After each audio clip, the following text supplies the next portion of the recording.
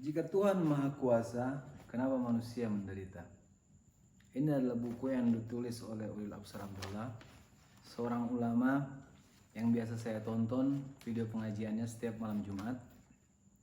Beliau lahir pada 11 Januari 1967 di Cebole, Pati, Jawa Tengah, S1 di Lipia, Jakarta, dan S2 di Boston, Amerika.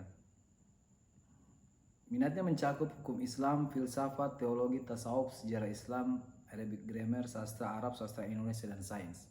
Jadi minatnya begitu luas. Dan ini membuat saya suka mengikuti pengajian beliau karena pengajian yang beliau sampaikan itu begitu bernuansa. Beliau bisa mengkonfirmasi apa-apa yang dalam kitab dikonfirmasikan dengan berbagai macam pandangan dari berbagai macam sudut, misalnya dari barat, dari filsafat dan lain sebagainya. Beliau saya kira cukup otoritatif untuk menulis buku semacam ini karena ini adalah buku yang rumit. Buku ini diterbitkan oleh Mojok.co, sebuah situs, dan ini adalah kumpulan esai beliau yang diterbitkan Mojok yang akhirnya diterbitkan menjadi buku. Saya menikmati membaca banyak bab di dalam buku ini. Salah satu yang saya suka adalah Gus Ulil berbicara tentang hubungan Islam dengan negara. Hubungan Islam dengan negara ditulis oleh Gus Ulil khususnya pada hubungan spesifik antara ulama-ulama Sunni khususnya dengan pemerintah. Kenapa ulama Sunni cenderung mengambil sikap yang pasif? Karena menurut Gus Ulil itu disebabkan oleh pengalaman traumatis dalam sejarah yang membuat ulama-ulama akhirnya mengambil sikap berjarak terhadap kekuasaan.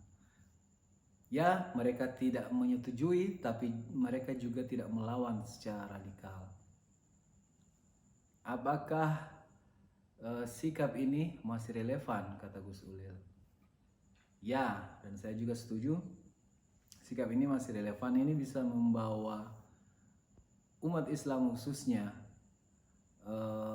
bisa berdamai dengan segala macam sistem dalam pemerintahan, sistem dalam negara. Mau itu demokrasi, mau itu teokrasi atau otoriter, semuanya bisa didamaikan dengan cara pandang semacam ini. Apakah cara pandang semacam ini akan bermasalah? Ya, meskipun saya menilai bahwa cara pandang semacam ini akan bermasalah karena publik tidak akan bisa membedakan posisi pasif atau posisi mendukung. Di masa lalu, saat pemerintahan tradisional, saat kekuasaan masih tradisional, kebanyakan diantaranya adalah monarki, itu ulama tidak melawan pemerintah karena mereka tidak ada semacam budaya yang diciptakan untuk itu.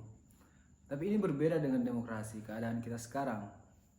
Demokrasi membutuhkan kontrol, membutuhkan check and balance, membutuhkan oposisi, membutuhkan pengawasan, sehingga demokrasi bisa berjalan dengan baik. Jika sikap semacam ini dimanifestasikan ke dalam sistem demokrasi, itu praktiknya agak sedikit beresiko karena ulama setiap pemilu misalnya itu akan cenderung mendukung pemerintah, mendukung petahana, karena mereka tidak mempunyai tradisi untuk beroposisi, untuk mendukung misalnya calon selain pemerintah. Kalaupun mereka mendukung calon selain pemerintah, maka mereka akan terjebak pada posisi yang lebih complicated. Mereka bisa terjebak oleh narasi-narasi perlawanan, narasi-narasi yang membuat citra mereka agak sedikit cedera di mata masyarakat. Dan saya kira itu agak problematik. Yang kedua, bab yang saya suka adalah kritik atas model keberagaman agama Semitik saat ini. Dalam tulisan ini Gus Wil mengangkat tema tentang kritik dunia barat khususnya terhadap dominannya pandangan yang serba manusia atau antroposentris di kalangan agama-agama Semitik, Islam salah satunya. Manusia menjadi pusat perhatian sehingga mengabaikan ciptaan-ciptaan lain dalam sistem kehidupan dan alam raya yang kompleks. Aspek lingkungan misalnya. Aspek lingkungan ini jarang sekali dibahas dalam setiap pengajian tradisional masyarakat kita. Saya tidak tahu kenapa bisa seperti itu, tapi memang kebanyakan dakwah kita lebih cenderung untuk memperbaiki manusia. Misalnya dakwah kita berbicara tentang perbaiki hati, sholat 5 waktu, berbakti kepada orang tua. Sangat jarang sekali atau memang hampir tidak ditemukan ada ulama yang berbicara tentang misalnya menanam pohon atau jangan mendukung orang yang merusak alam. Sangat sedikit.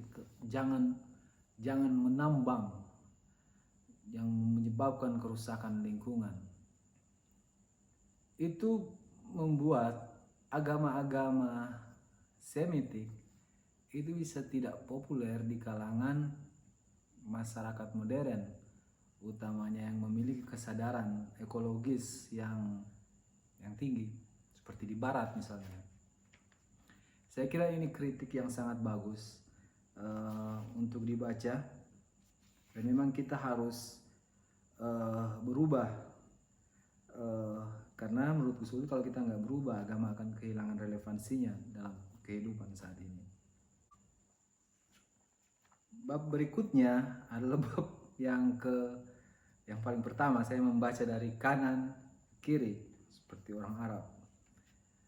Bab berikutnya adalah bab yang berbicara tentang tema dasar dari buku ini. Jika Tuhan Maha Kuasa, kenapa manusia menderita?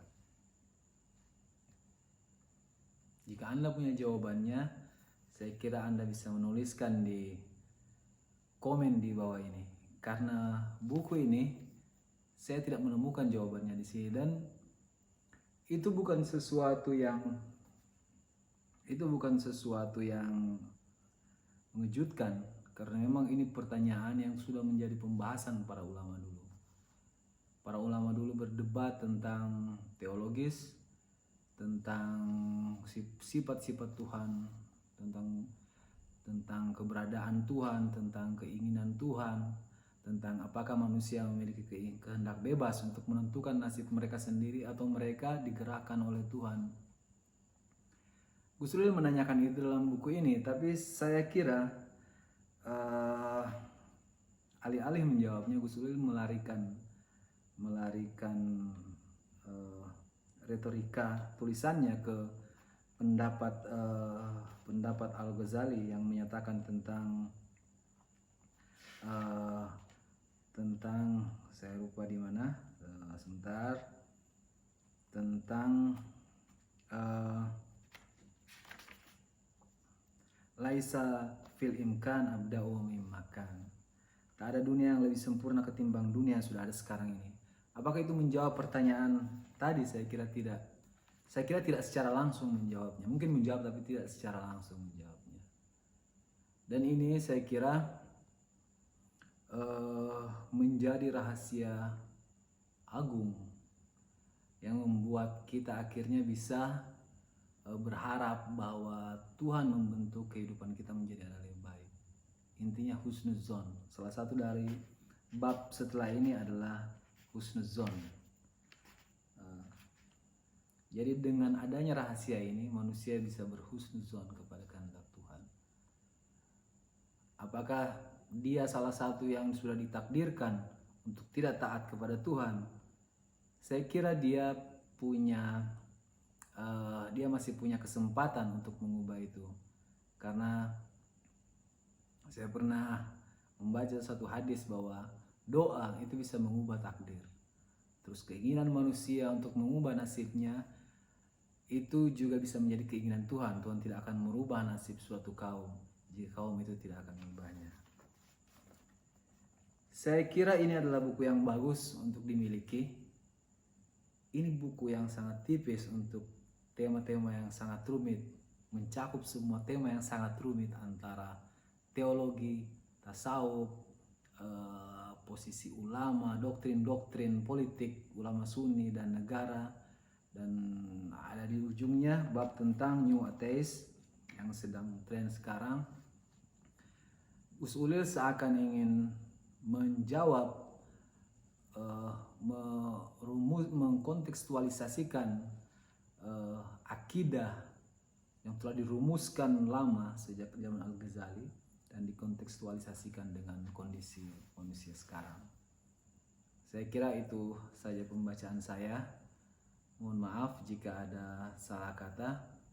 Assalamualaikum warahmatullahi wabarakatuh.